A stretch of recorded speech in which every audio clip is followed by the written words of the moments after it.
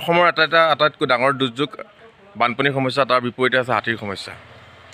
হাতী মানুহৰ সংঘাতে ভুমুকি মাৰিছে বিহংগুৰি অঞ্চলটোত, আৰু এই বিহংগুৰি অঞ্চলটোত বহুকেইখন গাঁও বিধ্বস্ত হৈছে। হাতীৰ খচখনিত তেওঁলোকৰ সোণসেৰীয়া যিবোৰ স্মৃতি, কৰ্মাক্ত পৰিশ্ৰম বিফল হৈছে।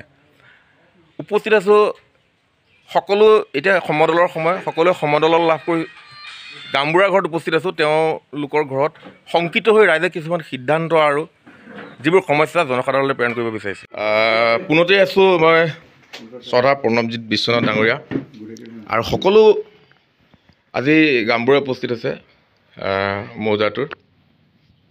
হাতী মানুহৰ সংঘাত যোনটা বিশেষকৈ জানে আপুনি, হাতী মানুহৰ সংঘাতটোৱে প্ৰত্যেক বছৰে ক্ষতিগ্ৰস্ত কৰিছে বিহংগুৰিবাসীক। ইয়াৰ বিকল্প কিবা আপোনালোকে ভাবিছে নে কিবা আশা কৰে? নমস্কাৰ। পোনপ্ৰথমে আপোনালৈ শুভেচ্ছা জনালোঁ। আপুনি বহুমূলীয়া প্ৰশ্ন আমাক সুধিলে। এই প্ৰশ্নৰ উত্তৰ দিবলৈ গ'লে আমি বহুতখিনি চিন্তা কৰিবলগীয়া হৈছে। হাতী আৰু মানুহৰ সংঘাত, হাতী আৰু মানুহৰ সংঘাত হ'বলগীয়া কাৰণ এটাই, যিহেতু এই বনৰীয়া হাতীসকলে তেওঁলোকৰ জংঘল নোহোৱা হ'ল, থাকিবলৈ ঠাই নোহোৱা হ'ল, তাৰ কাৰণে তেওঁলোক আহি এতিয়া আমাৰ খেতিপথাৰত তেওঁলোক চৰিব ল'লে। এতিয়া আজি প্ৰায় এসপ্তাহ ধৰি আৰিমৰা চাপৰিত তেওঁলোকে বাসস্থান পাতি আৰিমৰা অঞ্চলৰ বৰাকটা পথাৰ, আৰিমৰা, ৰঙামাটি, নিজ বিহগুৰি, মোৱামাৰী, চিঙাচুবুৰী, বাঁহবাৰী আদিকে ধৰি যিমানখিনি ধানৰ খেতিপথাৰ আছিলে, সেই সকলো ধান খেতি আৰু আমাৰ আৰিমৰা চাপৰিত যিবিলাক আলু খেতি, নহৰু মানে আছিলে, সেইবিলাকো মানে ক্ষতিগ্ৰস্ত হৈছে। তাৰ ফলত আমাৰ খেতিয়কসকলৰ বহুত ক্ষতিৰ সন্মুখীন হৈছে। যিহেতু আমি ধানৰ ওপৰতে চলা মানুহ, আৰু আমাৰ বিহগুৰি মৌজাৰ প্ৰায়খিনি খেতিৰ ওপৰতেই নিৰ্ভৰশীল। গতিকে এতিয়া পথাৰত ধান পকিছে, সেই ধানখিনি যদি বনৰীয়া হাতীয়ে ক্ষতি কৰে, তেতিয়াহ'লে আমাৰ খেতিয়কসকলৰ বহুত ক্ষতি হোৱা দেখা গৈছে। আৰু সেই হাতীখিনিক আমি জংঘললৈ পঠিয়াই দিবৰ কাৰণে আমাৰ গাঁও প্ৰধানসকল, আমাৰ বিহগুৰিবাসী ৰাইজ, লগতে প্ৰশাসন, চাৰ্কুল বিষয়া, ফৰেষ্টৰ বিষয়া সকলোৱে যিমান পাৰে চেষ্টা চলাই আছে।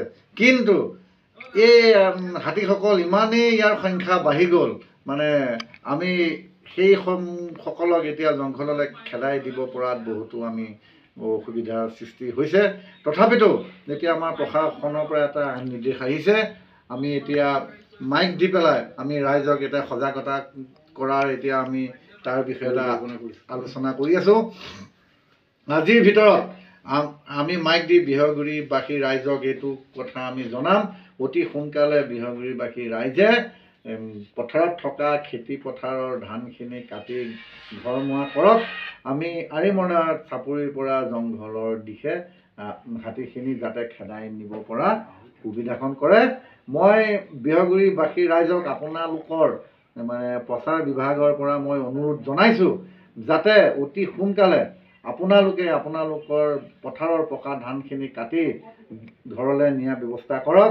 তেতিয়া আমি আৰিমৰা চাপৰিৰ পৰা হাতীখিনি জংঘলৰ ফালে প্ৰশাসনৰ যোগেদি আৰু আমাৰ বিহগুৰিবাসী ৰাইজেও আমাক সহায় সাৰথি কৰিব লাগিব, যাতে হাতীখিনি জংঘললৈ খেদাই নিয়াত বাটত কোনো হেঙাৰ স্বৰূপ নহয়।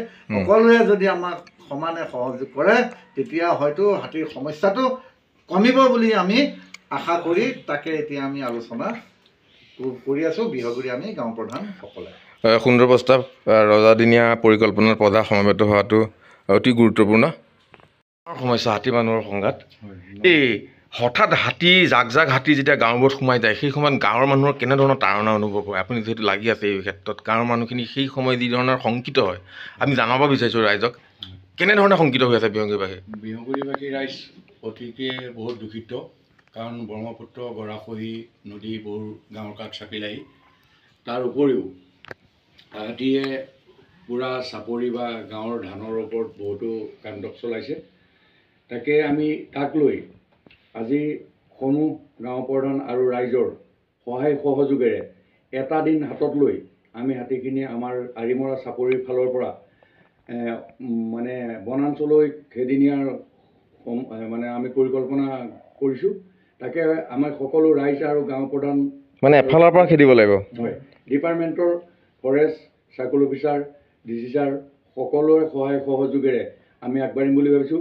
তাত আমাক কোনো যাতে বাধা প্ৰদান নকৰি হাতীখিনি এটা দিনতে আমি উলিয়াই নিব পৰাকৈ সকলোৱে সহায় কৰে তাৰে কামনা কৰিলোঁ। চৰকাৰক জনাম যে যিসকলৰ মানে কৃষি মানে শস্য এইবিলাক কিবা কিবি ক্ষতিগ্ৰস্ত হয় সেইসকলে চৰকাৰৰ পৰা দিয়াটো আমি ব্যৱস্থাটো। গাঁও প্ৰধান, আপুনি ক'ত গাঁও প্ৰধান? মই চিঙাচুগুৰি আৰু মোৱামাৰী অলপ। সেই দৃশ্যটোৰ বিষয়ে কওকচোন, কেনেধৰণে? যেতিয়া হাতীজাক আপোনাৰ জাৰণি চাপৰিৰ পৰা আহোঁতে মানে আপোনাৰ এই ছাগলীয়া সত্ৰৰ যিটো আমাৰ হাতী কৈদ বুলি কয়, কৈদটো মানে হাতী কৈদলৈ যাবলৈ নাপায়। তাৰমানে আমাৰ যিসকল মানে জনসাধাৰণখিনিয়ে কি কৰে, এনেকুৱা ইপিনৰ পৰা টৰ্চ মাৰিব, সিপিনৰ পৰা হালা কৰি পেলাই জুই চুই দেখাই কৰি হাতীখিনি জাকটো ফালি দিয়ে। ফালি দিয়াৰ লগে লগে আমাৰ কলিতা গাঁও আৰু চিঙাচুগুৰি পথাৰৰ পিনে ঢাল খায়। আৰু আপোনাৰ যাব লাগে আপোনাৰ ধৰক বাগানৰ লগতে মোৱামাৰী ছাইডে যাব লাগে, কিন্তু মোৱামাৰী ছাইডে যাব নোৱাৰে। কিয় নোৱাৰে? কাৰণ কিয়নো মানে আমাৰ যিটো নআলি বিবেকানন্দ স্কুল আছে, স্কুলখনৰ গোটেই ৰাস্তাটো গোটেই ব্লক হৈ যায়। ব্লক হৈ যোৱাৰ কাৰণে ইপিনে টৰ্চ মাৰি হেৰি কৰি দিয়ে।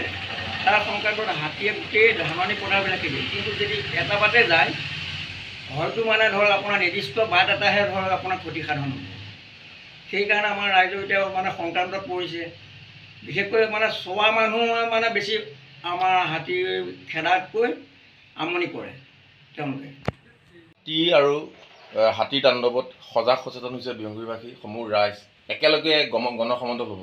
এই গণসমদলত সমগ্ৰ গাঁওবোৰ জড়িত থাকিব আৰু তেওঁলোকে যিটো পৰিকল্পনা লৈছে এফালৰ পৰা, সেই পৰিকল্পনাটো সকলোকে আহ্বান জনাইছে আৰু খেতিয়কৰ পথাৰৰ যিবোৰ সোণালী ধান কাটি অনাৰ তেওঁলোকে পৰামৰ্শ আগবঢ়াইছে।